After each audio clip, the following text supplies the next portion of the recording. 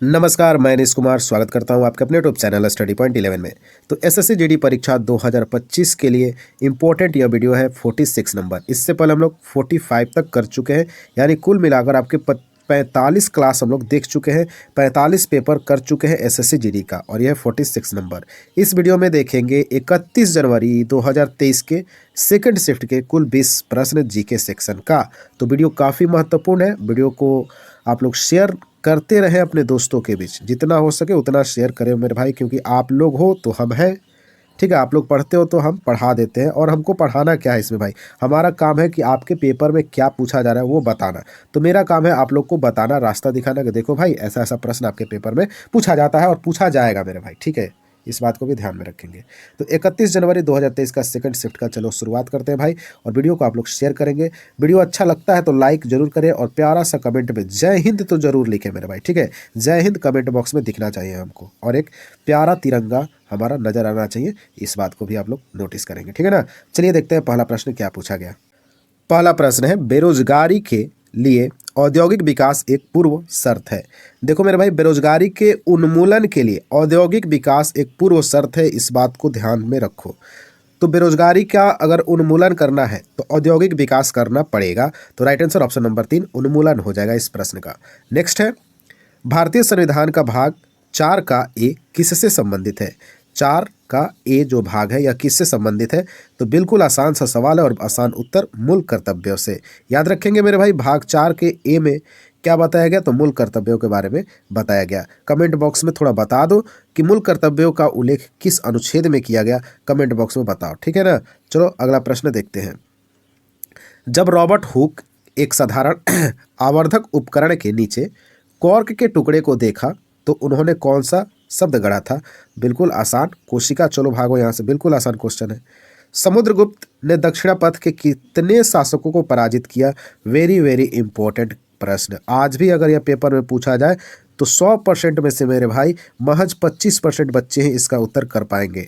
तो ध्यान रखो, 75% नहीं कर पाएंगे तो इनसे बचो और इसमें शामिल हो जाओ 25% में, क्योंकि इन्हीं का नौकरी लगना होता है मेरे भाई, ठीक है ना। तो समुद्रगुप्त ने दक्षिणापथ के कितने शासकों को पराजित किया, तो 12। कितने? 12 शासकों को पराजित किया था समुद्रगुप्त, याद रखेंगे। नेक्स्ट है, स्टंपिंग शब्द निम्नलिखित में से किस खेल से संबंधित है। तो क्रिकेट। और ऐसे सवाल लगभग 90% बच्चे सही उत्तर दे देते हैं, ठीक है ना। तो याद रखना क्रिकेट से संबंधित है स्टंपिंग, इसमें समय हम क्यों बर्बाद करें। अगला प्रश्न है, निम्नलिखित में से किसे मार्च 2022 में हिमाचल प्रदेश भारत से राज्यसभा के सदस्य के रूप में निर्वाचित किया गया। सिकंदर कुमार उस समय के ये थे, तो इनको याद नहीं करना है मेरे भाई, यह प्रश्न आपके पेपर में नहीं आएगा। अगला प्रश्न है, मेक इन इंडिया योजना भारत सरकार द्वारा वर्ष में शुरू की गई थी। तो मेक इन इंडिया जो है भारत सरकार द्वारा कब शुरू की गई, तो 2014। लिख के ले लो, किसी ना किसी पेपर में यह दोबारा आने वाला है प्रश्न। तो मेक इन इंडिया योजना 2014 में शुरू की गई थी। नेक्स्ट है, जब सोडियम सल्फेट बेरियम क्लोराइड के साथ अभिक्रिया करता है तो कौन सा उपोत्पाद बनता है। देखो मेरे भाई, जब सोडियम सल्फेट बेरियम क्लोराइड के साथ अभिक्रिया करता है तो बनता है सोडियम क्लोराइड बनता है। सोडियम क्लोराइड का थोड़ा सूत्र बताओ, तो Na से सोडियम और Cl से क्लोराइड, तो NaCl हो जाएगा मेरे भाई, याद रखना सोडियम क्लोराइड का सूत्र। नेक्स्ट है, अरुणाचल प्रदेश के पहले हरित क्षेत्र हवाई अड्डे का नाम क्या है। वेरी इंपॉर्टेंट प्रश्न, और इस प्रकार का छुपे रुस्तम प्रश्न एग्जाम में देखने को मिलता है। तो अरुणाचल प्रदेश में स्थित है डोनी पोलो हवाई अड्डा। कौन सा? डोनी पोलो हवाई अड्डा है मेरे भाई, याद रखना। तो राइट आंसर होगा ऑप्शन नंबर ए। तो अरुणाचल प्रदेश के पहले हरित क्षेत्र हवाई अड्डे का नाम क्या है? डोनी पोलो हवाई अड्डा। नेक्स्ट है, निम्नलिखित में से कौन सा लोक नृत्य भारतीय राज्य महाराष्ट्र में मुख्य रूप से नहीं किया जाता है। तो मेरे भाई, तमाशा महाराष्ट्र, कोली महाराष्ट्र, लावणी महाराष्ट्र। रौफ जो है मेरे भाई ये आपका महाराष्ट्र का नहीं है। तो थोड़ा आप भी काम करो, इतने बड़े बड़े टीचर से आप लोग पढ़ते हो मेरे भाई, तो थोड़ा सा जलवा बिखेरो कमेंट बॉक्स में, ठीक है ना। अपना पावर दिखाओ मेरे भाई, पावर दिखाओ, जो पावर छिपा के अंदर रखे हो। रौफ जो है किस राज्य में नृत्य किया जाता है, देखते हैं किसमें कितना है दम, फटाफट करो कमेंट। नेक्स्ट है, बैंक दर वह दर है जिस पर केंद्रीय बैंक वाणिज्यिक बैंकों को ऋण देता है। याद रखना मेरे भाई, बैंक दर वह दर है जिस पर केंद्रीय बैंक वाणिज्यिक बैंकों को ऋण देता है। लिख कर ले लो, पेपर में दोबारा आने वाला है। नेक्स्ट है, भारत के 15वें राष्ट्रपति के रूप में चुने जाने वाले पहली द्रौपदी मुर्मू निम्नलिखित में से किस राज्य की राज्यपाल थी? तो द्रौपदी मुर्मू जो कि वर्तमान समय में हमारे राष्ट्रपति हैं भारत के, तो ये किस राज्य की क्या थी? तो राज्यपाल थी, ये बताना है। तो झारखंड की राज्यपाल थी। उसके बाद भारत की क्या बन गई? राष्ट्रपति बन गई। देख लो राज्यपाल से कहाँ चली गई? राष्ट्रपति के पद पे चली गई। ऐसे मेरे भाई प्रमोशन करते रहना है जिंदगी में अपनी, ठीक है।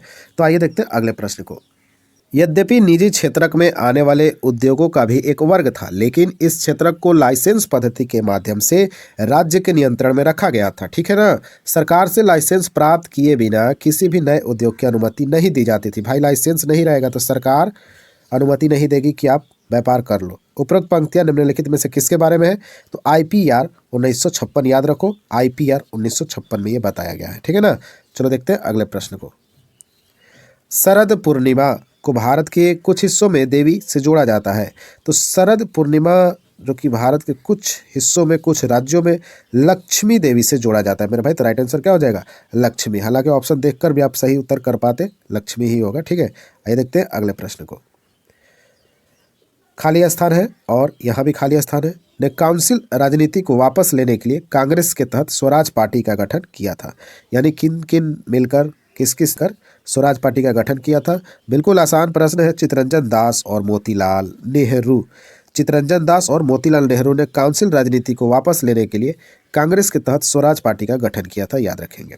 नेक्स्ट है फ्रांसीसी association archives international day launch का मेडल और डिप्लोमा प्राप्त करने वाले पहले भारतीय का नाम क्या था? भैया इसको इम्पोर्टेंट समझो। आप क्या समझो? इसको इम्पोर्टेंट समझो। पेपर में 100% छपेगा किसी ना किसी शिफ्ट में।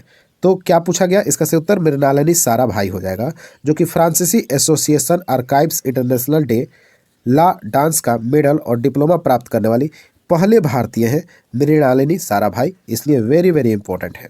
नेक्स्ट है बैडमिंटन एकल में खेल की शुरुआत में 0-0 और जब सर्वर का स्कोर सम होता है तो सर्वर कोर्ट के किस तरफ से सर्व करता है? तो दायां सर्विस कोर्ट, याद रखना क्या हो जाएगा? दायां सर्विस कोर्ट। और यह मेरे भाई याद रखो, आपके LP का जो एग्जाम हुआ था उसमें भी यह प्रश्न, रेलवे के द्वारा LP का एग्जाम लिया जाता है, उसमें भी यह हूबहू प्रश्न पूछा गया। ध्यान रखिएगा, दायां सर्विस कोर्ट इसको बोलते हैं। नेक्स्ट है भारत के संविधान के निम्नलिखित में से किस अनुच्छेद के अनुसार सर्वोच्च न्यायालय अपने निर्णयों या आदेशों की समीक्षा कर सकता है? तो अनुच्छेद 137 हो जाएगा मेरे भाई। अनुच्छेद 137 के तहत भारत के संविधान जो है, सर्वोच्च न्यायालय अपने निर्णय या आदेशों की समीक्षा कर सकता है, ठीक है ना, अनुच्छेद 137 के तहत। आज का हमारा यह अंतिम प्रश्न रहने वाला है। 2011 की जनगणना जो हुआ भारत में, बिहार राज्य भारत का सबसे अधिक आबादी वाला राज्य था। तो ये बिहार जो है तीसरे स्थान पे आता है सबसे अधिक जनसंख्या में।